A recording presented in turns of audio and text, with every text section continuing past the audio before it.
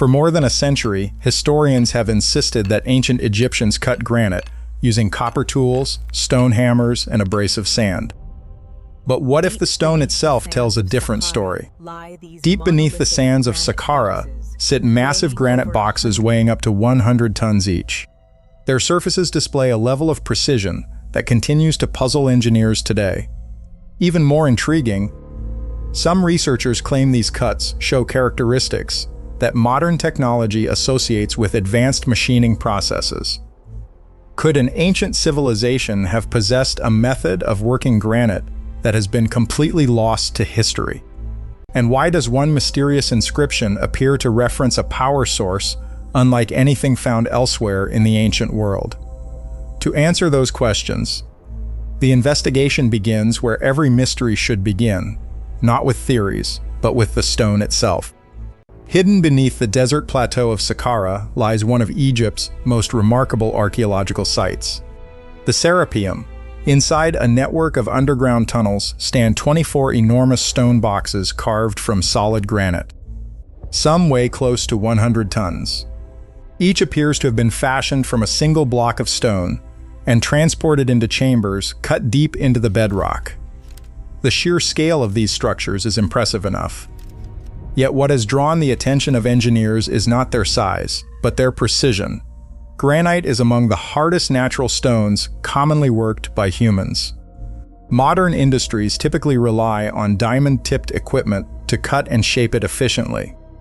Ancient Egyptian craftsmen, according to conventional explanations, used copper tools combined with abrasive materials and immense labor. For decades, this explanation has been accepted as sufficient. However, certain researchers argue that the marks visible on some granite surfaces raise difficult questions. They point to remarkably straight cuts, smooth internal surfaces, and drilling traces that appear unusually consistent. These observations have fueled a long-running debate. Were the ancient Egyptians simply far more skilled than modern observers often assume? Or do these stones preserve evidence of techniques that have not yet been fully understood?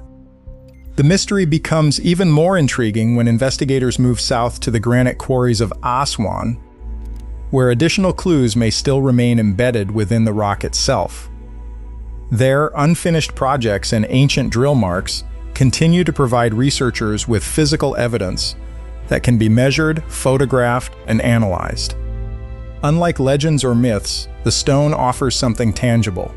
It can be studied repeatedly, and its surface still preserves traces of the methods used thousands of years ago. The question is simple: what exactly do those traces reveal? At Aswan, the mystery moves from underground chambers to open quarries. This region supplied much of the granite used in ancient Egypt's greatest monuments. Even today, visitors can see the unfinished obelisk, a colossal stone project still attached to the bedrock. If completed, it would have weighed more than 1,000 tons, making it one of the largest obelisks ever attempted. But the most important clues are not only in the size of the stone. They are in the marks left behind. Ancient drill holes and cutting traces at Aswan suggest that abrasive material played a major role in granite working. One mineral often discussed in this context is corundum. Corundum has a hardness of 9 on the Mohs scale, making it significantly harder than granite and close to diamond in cutting ability. This matters because copper alone cannot efficiently cut granite. Copper is too soft. But when combined with a harder abrasive, it can become part of a grinding system rather than a simple cutting tool. In the conventional explanation, workers used copper tubes, wooden frames, water, sand, and harder mineral particles to slowly grind into the stone. The tool itself did not need to be harder than granite if the abrasive particles did the actual work. However, some alternative researchers argue that this explanation does not account for every detail. They point to spiral grooves and unusually fast-looking cutting patterns in certain drill cores.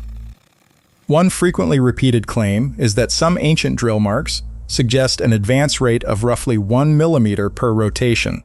If accurate, that number would be extraordinary. A hand-powered copper tube drill using abrasive slurry would be expected to work much more slowly. This is why the Aswan evidence has become central to the debate. Supporters of the conventional view argue that ancient Egyptian craftsmen had time, organization, and generations of practical knowledge.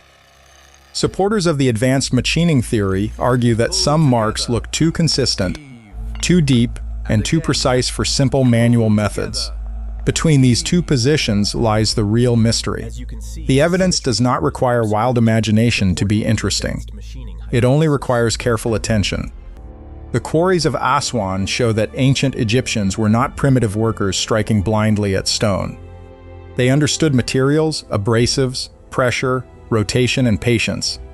But whether those methods were entirely manual, or whether some lost mechanical process was involved, remains one of the most debated questions in ancient engineering. If the stone provides the physical evidence, the next piece of the puzzle comes from a far more controversial source: an inscription allegedly connected to tomb KV-17 in the Valley of the Kings. According to claims circulated among alternative researchers, a little-known panel documented during the 20th century contains descriptions of a granite cutting mechanism.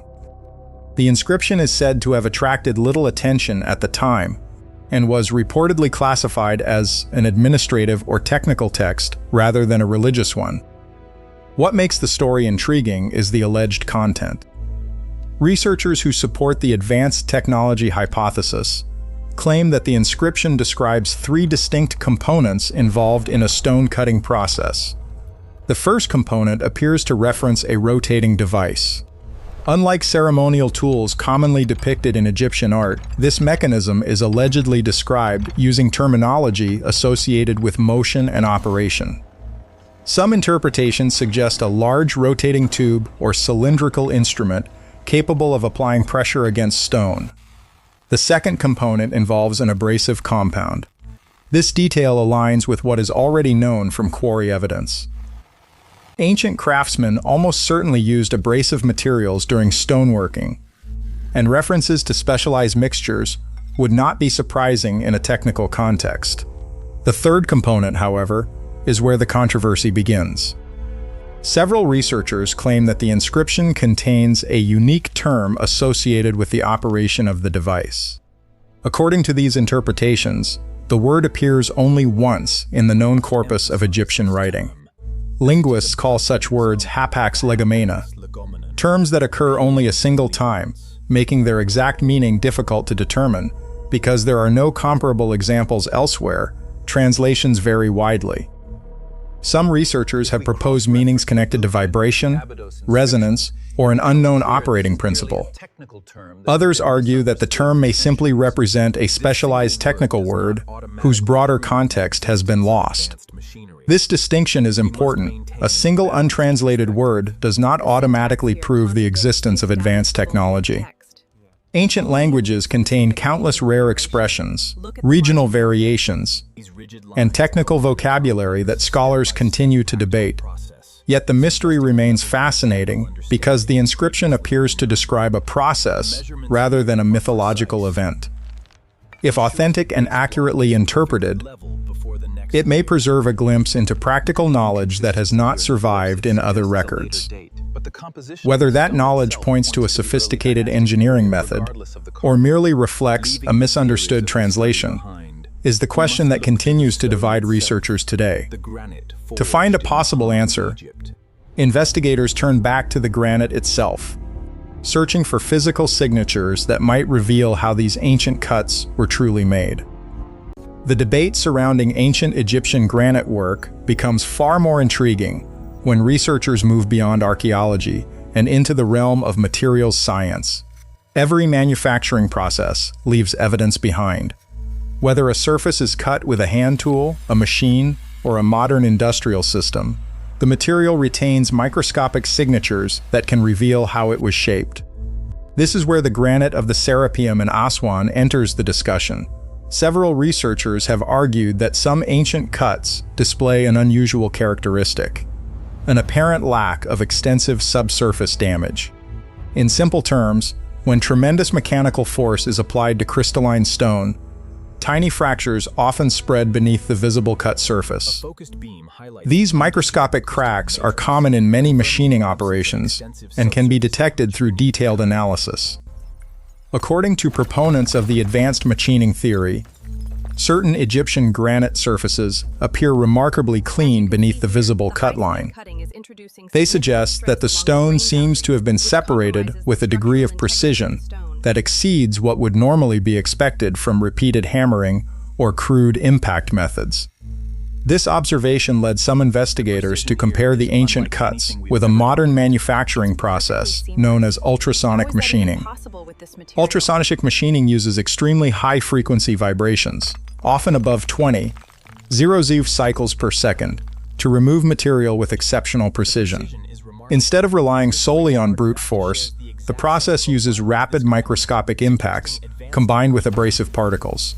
The result can be cleaner cuts, reduced stress on the material, and highly accurate shaping of hard substances such as ceramics, glass, and certain stones. At first glance, the comparison appears striking. Researchers point to several features they believe resemble modern ultrasonic machining: smooth cutting boundaries, precise drilling traces, and limited visible damage in surrounding material. Some even argue that localized heat patterns observed on certain surfaces are consistent with concentrated energy at the cutting interface. However, this is where the mystery encounters a major obstacle.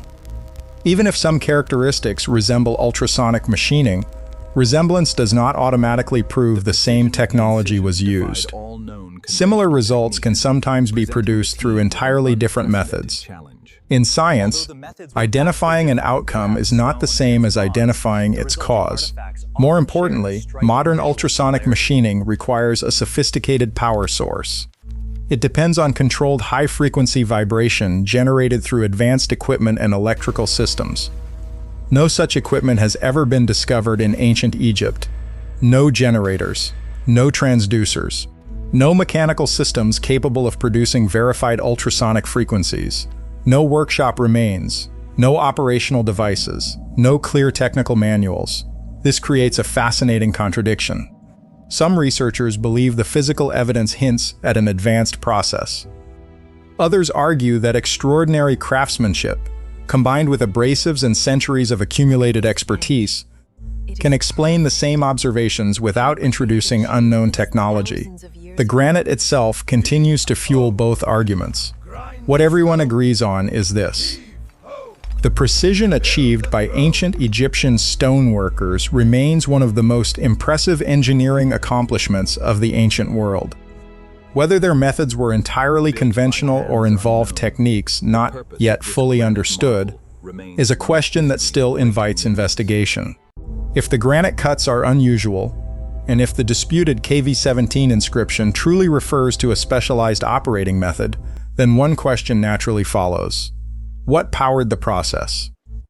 This is where the discussion shifts from engineering into one of the most controversial mysteries associated with ancient Egypt. Supporters of the lost technology theory argue that the greatest challenge is not explaining the cuts themselves. The greater challenge is explaining the energy required to produce them consistently across multiple sites, separated by hundreds of kilometers. Granite structures displaying similar workmanship can be found at Saqqara, Giza, Karnak, and Aswan. These locations span different regions, different construction projects, and in some cases different historical periods. Yet certain researchers claim that the same distinctive cutting signatures appear throughout them.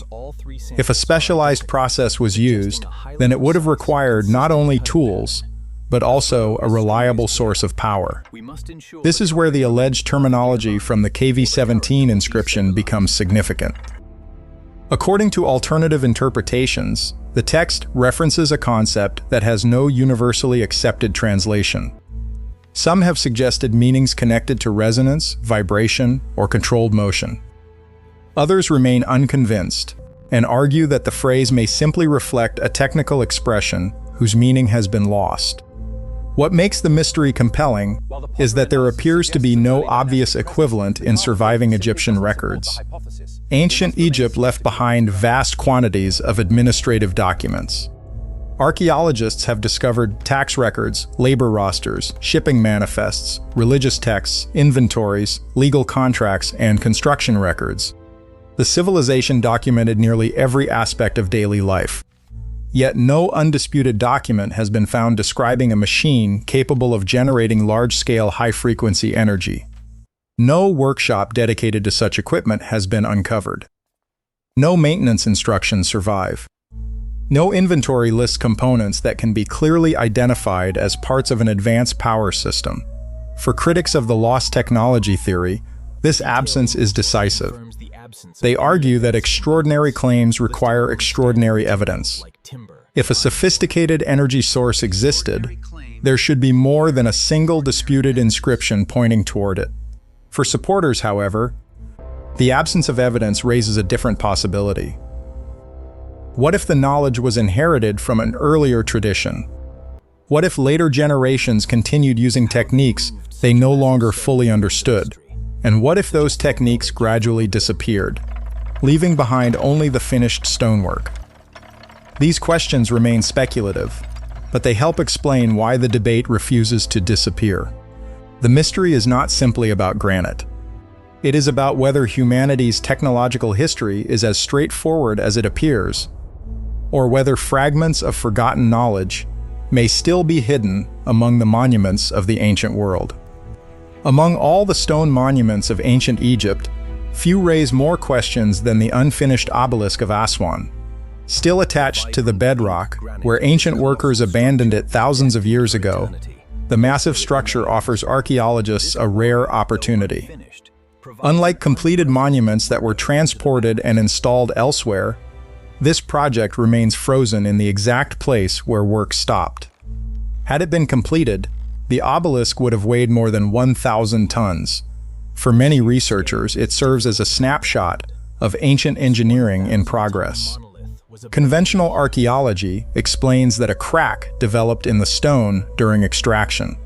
Once the flaw became apparent, the project was abandoned because the finished monument would no longer have been structurally sound. This explanation is widely accepted and supported by visible damage within the granite itself. Yet some alternative researchers focus on a different aspect of the site.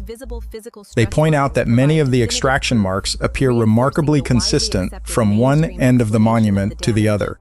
In their view, the quality of the work does not appear to deteriorate gradually. There is no obvious evidence of exhausted workers, failing techniques, or a slow decline in precision. Instead, the operation seems to have been proceeding normally until it suddenly stopped. To these researchers, the question is not merely why the obelisk was abandoned. The question is why similar levels of precision appear in some of Egypt's oldest granite monuments, while later periods often display rougher workmanship. This observation has led to one of the most controversial arguments in alternative archaeology. Normally, technology improves over time. Early tools are crude. Later tools become refined. Skills accumulate. Methods become more efficient. Precision increases. Yet some researchers claim that certain Egyptian stonework appears to follow the opposite pattern. They argue that the oldest examples demonstrate the highest precision, while many later examples appear less sophisticated. If true, this would suggest not technological progress, but technological decline. Mainstream Egyptologists strongly dispute this interpretation. They note that different projects had different purposes, budgets, available labor, and material requirements. Not every monument was intended to achieve the same level of finish. Nevertheless, the idea continues to attract attention because it touches on a larger mystery. What happens when a civilization loses knowledge? History provides many examples. The formula for Roman concrete was forgotten for centuries. Certain ancient metallurgical techniques disappeared. Complex construction methods have vanished and later been rediscovered. Knowledge can be lost. And if specialized stoneworking techniques once existed in ancient Egypt, whether advanced or conventional, they too could have faded with time. The unfinished obelisk therefore represents more than an abandoned monument. It stands as a reminder that history is not always a straight line. Sometimes civilizations gain knowledge, sometimes they preserve it, and sometimes, for reasons still unknown, they lose it. Every great historical mystery eventually reaches a point where the evidence becomes scarce, the interpretations become divided, and controversy begins to overshadow certainty. The mystery of Egypt's granite work is no exception. One of the most common questions raised by researchers is surprisingly simple. If the ancient Egyptians possessed the knowledge required to create some of the most precise stonework on Earth, where are the records describing exactly how they did it? Ancient Egypt was a civilization famous for documentation. Officials recorded shipments, taxes, labor assignments, food distributions, construction projects, and religious ceremonies. The surviving archives reveal an extraordinary administrative system. A famous example is the Diary of Merer, discovered at Wadi al-Jarf in 2013. The document records the transportation of limestone blocks during the reign of Pharaoh Khufu. It reads almost like a modern logistics report, detailing routes, schedules, and deliveries. Yet while limestone transportation appears in surviving records, detailed descriptions of granite cutting techniques remain elusive. For some researchers, this absence is meaningful. They argue that the most impressive stoneworking achievements seem strangely underrepresented in surviving documentation. Others disagree. Historians point out that only a tiny fraction of ancient records survived the passage of thousands of years. Countless documents were destroyed by time, climate, war, looting, and simple decay. The absence of a document does not necessarily mean the absence of knowledge. The debate becomes even more heated when discussions turn to historical losses. One frequently cited example is the destruction of the Library of Alexandria. Although popular accounts often exaggerate its contents, there is little doubt that an enormous amount of ancient knowledge disappeared over centuries of conflict and decline. How many technical texts vanished forever? No one knows. Alternative researchers also point to the reign of Akhenaten, one of Egypt's most controversial pharaohs. Following his death, many references to his rule were deliberately erased. Statues were destroyed, inscriptions were altered, and monuments were dismantled. This demonstrates an important fact. Historical information can be intentionally removed. Whether such actions affected knowledge related to construction techniques remains entirely speculative. No direct evidence confirms that advanced engineering records were targeted or destroyed. In modern times, another layer of controversy emerged through researchers such as Christopher Dunn, who argued that precise measurements of ancient granite surfaces could reveal evidence of machining methods beyond conventional explanations. Supporters claim that additional high-resolution studies should be conducted. Critics respond that extraordinary interpretations require far stronger evidence before existing historical models should be questioned. As a result, the debate continues. What remains clear is that many questions are still unanswered. Not because answers are necessarily being hidden, but because archaeology, like all sciences, is an ongoing process of discovery. And sometimes, the greatest mysteries are not the ones we cannot explain. They are the ones we are still learning how to ask. Thousands of years have passed since the granite boxes of the Serapeum were placed beneath the sands of Saqqara. The quarries of Aswan have fallen silent. The unfinished obelisk remains exactly where ancient workers left it. Yet the questions surrounding these monuments continue to echo through history, where the ancient Egyptians simply master craftsmen whose abilities have been underestimated by modern observers. Did generations of skilled workers, armed with patience, ingenuity, and remarkable engineering knowledge, achieve what now appears almost impossible? Or do the stones preserve evidence of techniques that have yet to be fully understood? The truth is that no single theory answers every question. The archaeological evidence, the engineering analyses, the disputed inscriptions, and the missing records all contribute pieces to a puzzle that remains incomplete. What cannot be denied is the extraordinary achievement itself. Whether through conventional methods, lost techniques, or a combination of both. The builders of ancient Egypt created monuments that continue to challenge assumptions about the limits of human capability. And perhaps that is the greatest lesson of all. The granite still exists. The marks are still visible. The mysteries remain open. The stones are not finished speaking. Thank you for watching.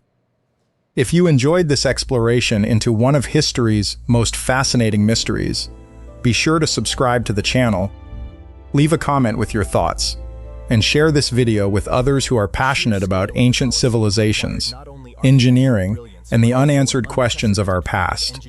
Until next time, keep questioning, keep exploring, and never stop searching for the stories hidden beneath the surface of history.